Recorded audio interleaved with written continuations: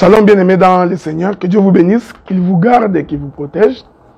Nous sommes toujours dans notre série de l'émission Bâtir selon le modèle.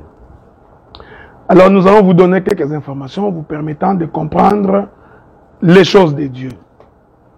Vous savez, quand Dieu appelle quelqu'un au ministère, Dieu n'appelle pas les gens au ministère en couple. Ok?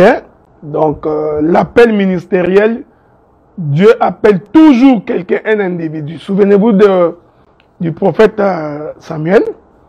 Le prophète Samuel était dans le temple avec les sacrificateurs Élie. Et quand Dieu l'a appelé, le prophète Samuel a entendu la voix d'Élie. Il est allé vers Élie, il a posé la question, est-ce que tu m'as appelé? Donc cela veut dire que la voix de Dieu ressemblait à la voix d'Élie. Parce qu'en réalité, Samuel entendait la voix d'Élie. Mais cependant, c'était Dieu qui l'a appelé. Je voudrais donc dire que généralement, quand on est appelé au ministère, il faut toujours passer par un autre prédicateur qui vous a précédé dans le chant. C'est une façon de dire, quand vous trouvez un prédicateur qui devient prédicateur sans église locale. Il est devenu prédicateur par Facebook, il est devenu prédicateur par WhatsApp, il est devenu prédicateur par des réseaux sociaux, sans passer dans une église locale. Comprenez que cette pratique n'est pas de Dieu. Un prédicateur ne peut le devenir que dans une église locale. Pourquoi? Parce que Éphésiens chapitre 4, verset 10, 11, et vous descendez, la Bible dit que Dieu a établi dans l'église locale. Ok? C'est d'abord dans l'église locale.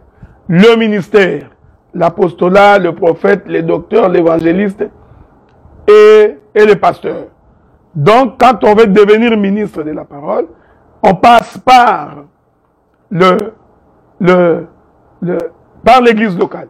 Donc, cependant, Samuel écoutait la voix du sacrificateur Élie, jusqu'à ce que le sacrificateur Élie lui a dit, c'est Dieu qui t'appelle, c'est l'Éternel qui t'appelle. Voyez-vous, bien-aimés dans le Seigneur. Donc l'appel, on doit le recevoir de Dieu. Premier élément à retenir, bâtir selon le modèle. Donc on ne peut pas devenir ministre de la parole sans avoir une église locale.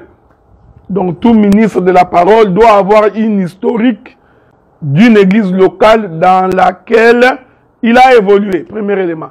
Deuxième élément, l'appel ministériel doit être un appel personnel. Voyez-vous? C'est pourquoi, quand vous entrez dans une église, vous trouvez le couple pastoral. Comprenez que Dieu n'est pas dedans. Non, le pasteur et sa femme qui est devenue prophétesse. Le pasteur avec sa femme qui est devenue apôtresse. Le pasteur avec sa femme qui est devenue pasteuse. Le pasteur avec sa femme qui est devenue évangéliste. Ils vont former le couple pastoral ou le couple pastoraux. Comprenez tout simplement que vous êtes dans une histoire qui n'a rien à voir avec Dieu.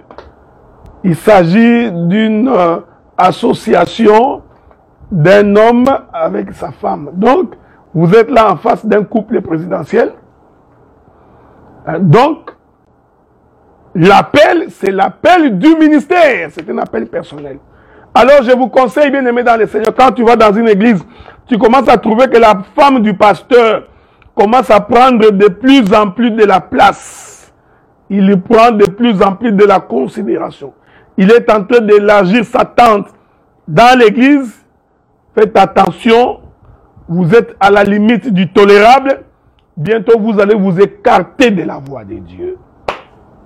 Est-ce que nous voulons dire que la femme du pasteur ne peut pas avoir un don ou ne pas remplir une tâche dans l'église? Ce n'est pas ce que nous disons.